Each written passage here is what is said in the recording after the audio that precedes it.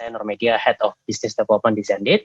Dan sedikit pemaparan dari saya tentang Zendit itu apa, dan mungkin lebih banyak nanti kita akan lebih berdiskusi apa sih sebenarnya yang Zendit bisa bantu atau solusi yang kami bisa tawarkan untuk memfasilitasi kebutuhan-kebutuhan marketplace B2B di Indonesia. Jadi sedikit quick aja dari sisi Zendit. Mungkin teman-teman udah pada tahu, Bapak Ibu, kalau Zendit adalah perusahaan payment gateway yang ada di Indonesia. Kita sudah berdiri kurang lebih 5 tahun ya di Indonesia, dan sekarang juga sudah mulai expand keluar, which is kita udah ada operasional juga di Filipina. As a basic business, memang kita di sini membantu semua perusahaan, baik dari yang SME atau yang skala kecil sampai ke skala yang kita bilang enterprise atau besar, selama mereka membutuhkan atau memiliki kebutuhan untuk menerima pembayaran secara online. Kami hadir sebagai payment gateway untuk bisa memfasilitasi kebutuhan mereka. Visi kami, Zendit, di sini bukan hanya sebagai payment gateway, kami ingin ke depannya bisa menjadi infrastruktur digital buat semua bisnis yang bergerak maju ke arah transformasi digital. Dan di sini ada beberapa hal atau beberapa overview dari sisi solusi yang ada di Zendit. Mungkin terlalu banyak kalau saya harus paparkan satu-satu, tapi intinya di sini kami hadir untuk membantu menerima pembayaran secara online. Nah, contohnya apa sih sebenarnya pembayaran secara online atau channel online yang ada dan memang bisa difasilitasi oleh Zendit. Nah, di sini adalah contoh-contoh metode pembayaran atau transaksional online yang memang sudah banyak dipakai atau banyak diminati oleh masyarakat atau platform-platform digital. Mungkin kita tahu bank transfer atau virtual account, banyak kita temui saat kita belanja online di e-commerce atau di travel platform ya. Kita bisa pilih pembayaran menggunakan online transfer atau virtual account. Credit card adalah channel pembelian credit card pada umumnya. Semua orang bisa ke website, bayar menggunakan kartu kredit mereka.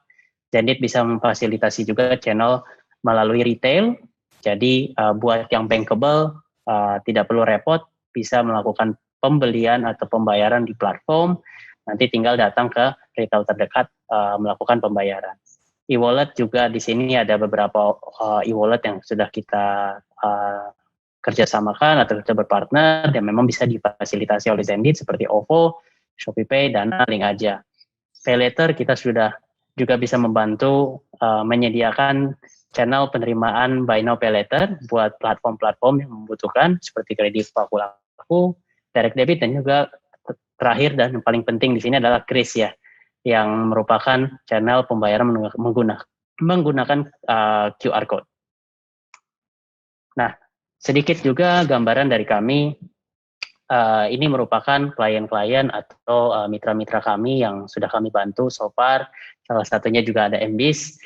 Jadi pesan atau message yang ingin kita highlight di sini adalah apapun platformnya, apapun usahanya, baik itu kecil ataupun skala menengah ataupun enterprise, selama mereka memiliki kebutuhan untuk penerimaan pembayaran secara online, Zendit pasti bisa bantu.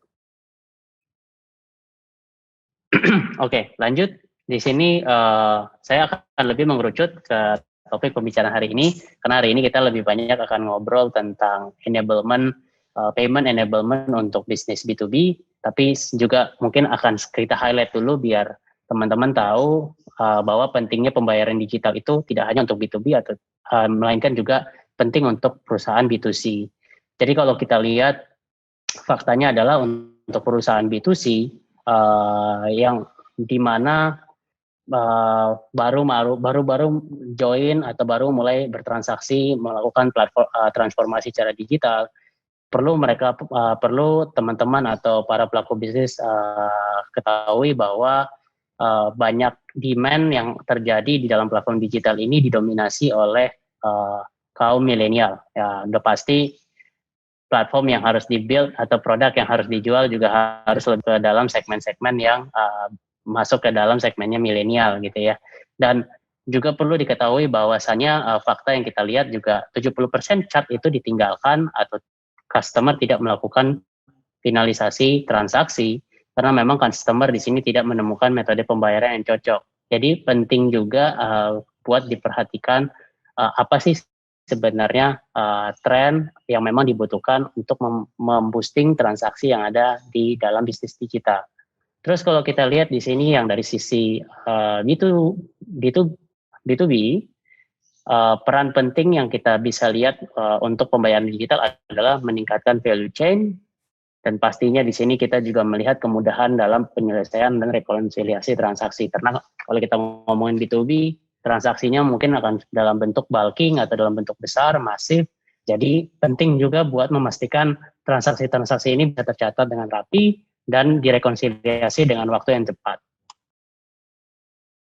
Oke, masuk ke digitalisasi menjadi kenapa digitalisasi semakin penting. Saya nggak akan terlalu banyak highlight going through satu-satu data yang ada di sini karena mungkin sudah dijabarkan juga sebelumnya oleh Pak Andi dan Pak Roy.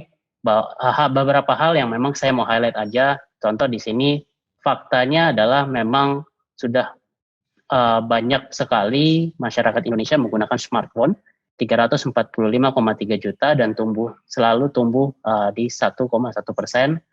Kedua, di sini kita juga melihat penggunaan internet yang sangat signifikan atau banyak dikonsumsi, 202,6 juta dan pertumbuhannya 15,5%.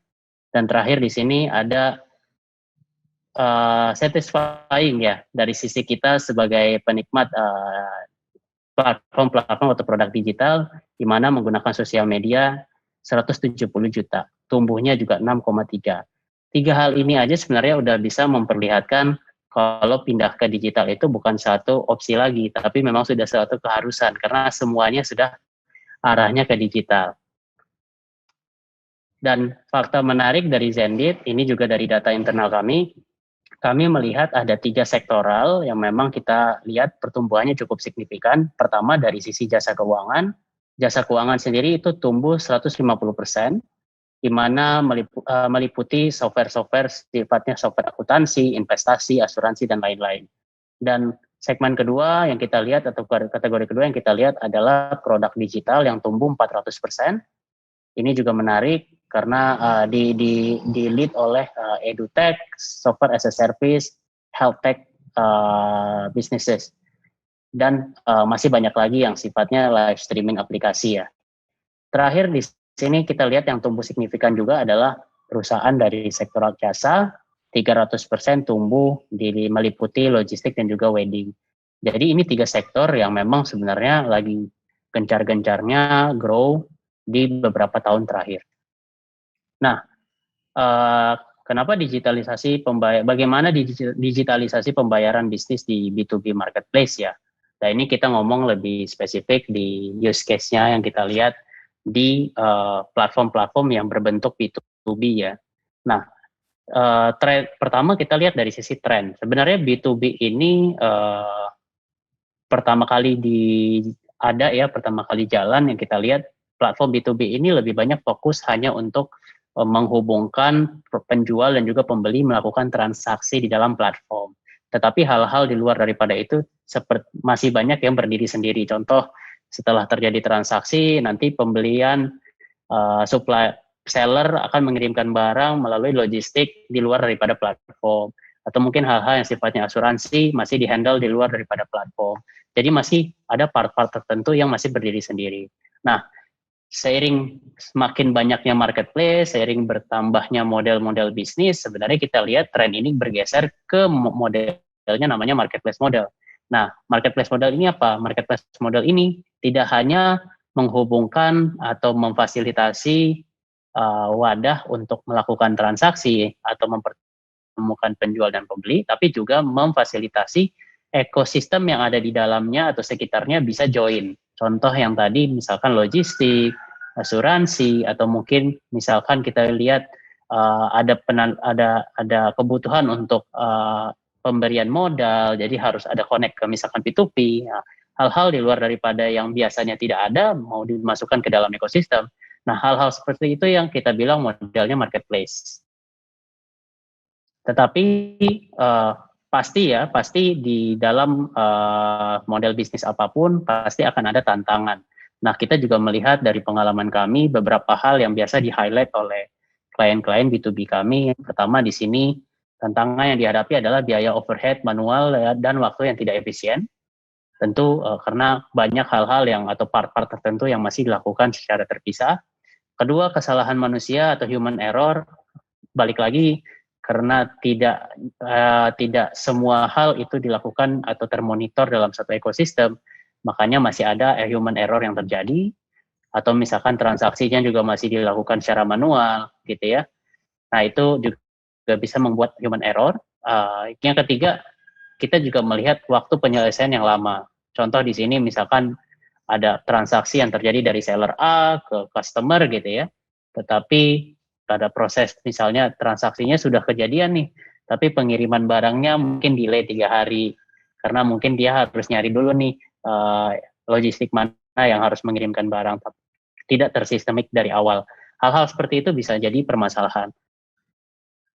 Nah, dari sisi Zendit, apa sih yang kami bantu atau solusi yang kami berikan untuk menjawab tantangan-tantangan yang dihadapi oleh B2B? Pertama, di sini kita membantu untuk mengaktifkan routing payment ke pihak-pihak yang terlibat di dalam ekosistem. Jadi contoh, kalau kita ngomongin marketplace tadi, pasti di dalamnya ada seller, banyak seller ya, ada seller A, seller B, ada logistik A, logistik B. Nah, gimana caranya supaya proses pembayaran tadi bisa masuk sesuai dengan kebutuhan. Ini harusnya ditujukan ke seller A misalnya. Itu bisa kita streamline, kita otomatisasi supaya tidak perlu ada effort manual. Kedua, Zendit membantu untuk mempermudah mitra onboard dalam skala besar. Kita punya proses EKYC, kita punya proses aktivasi yang memang sudah tersistemik. Di sini marketplace atau teman-teman yang punya platform marketplace tinggal mengikuti atau menggunakannya saja. Yang ketiga, di sini otomasi dari sisi proses bagi hasil atau revenue sharing atau kita bilang penarikan komisi. Nah, biasanya di model marketplace atau di model bisnis B2B yang sifatnya ecosystem based, ada di tahap-tahap tertentu pastinya akan ada penarikan komisi ya. Nah, di sini masih banyak marketplace melakukannya secara manual. At the end of the day, setelah transaksi terjadi, baru misalkan direkon, akhirnya ditagihkan nih, oh ini billingnya segini ya, invoice segini. Nah, sebenarnya dari awal proses ini sudah bisa disistemasikan supaya prosesnya bisa dilakukan secara otomatis. Nah, ini adalah hal-hal yang kami bantu dan kami tawarkan kami implementasikan kepada marketplace B2B kami. Nah, lebih jelasnya lagi, ini bagan ini mungkin bisa memperlihatkan ya.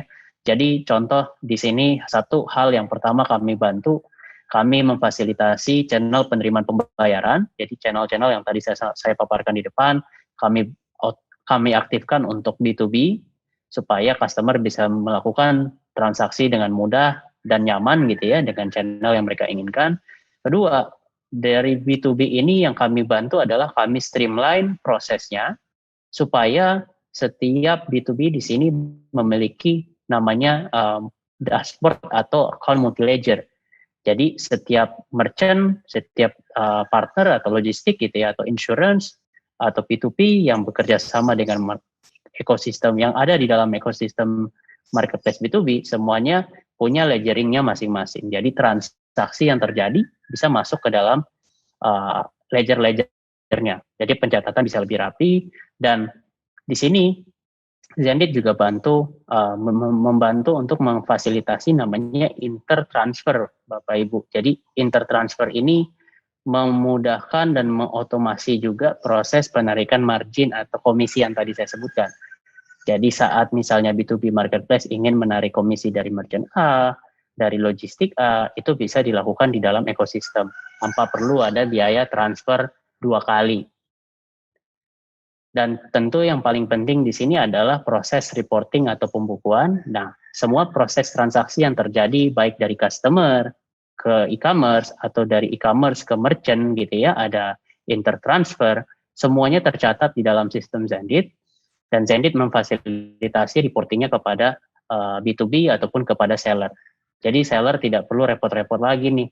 B2B marketplace tidak perlu repot-repot lagi menyediakan data buat merchant misalnya ya, atau logistik, melainkan sebenarnya semua data transaksi itu sudah ke-record dan difasilitasi oleh Zendit. Jadi tinggal ngasih aja datanya.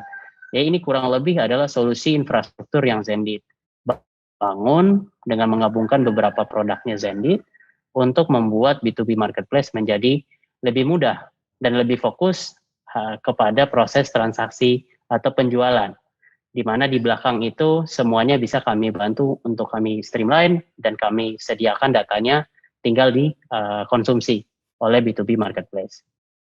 Nah, ini contoh implementasi solusi infrastruktur kami. Tadi mungkin kita lebih banyak mengambil poinnya lebih kepada B2B marketplace, tapi di sini sebenarnya solusi infrastruktur ini juga bisa dipakai oleh model bisnis yang berbeda. Contoh di sini mungkin agregator logistik, ya kan? Atau reseller enabler, kan banyak juga sekarang yang reseller model, atau mungkin kita distribution gitu ya, perusahaan distribusi. Nah, mereka juga bisa menggunakan solusi infrastruktur Zendit. Jadi dari sisi onboarding yang mungkin sub account bisa dibuat untuk merepresentasikan dari sisi hub, untuk logistik, routing pembayarannya juga untuk yang logistik, kita juga bisa merouting pembayaran sesuai dengan tiket size-nya mereka, atau dari sisi dashboard monitoring atau reporting, mereka juga bisa kita fasilitasi untuk dashboard-nya. Jadi mereka tinggal lihat dashboard, udah bisa ketahuan nih, transaksi terjadi sekian dari hub A, hub B, hub C misalnya. Itu sudah bisa kita fasilitasi semua. Begitu juga dengan reseller enabler, dan juga dari sisi distribusi. Jadi kesimpulannya adalah sebenarnya Zendit di sini hadir dengan memberikan solusi pembayaran, tetapi kami tidak menyampingkan juga operasional itu merupakan sesuatu yang penting untuk kita streamline atau kita lihat bersama supaya proses scaling dari sisi bisnis B2B ini bisa lebih pesat lagi ke depannya.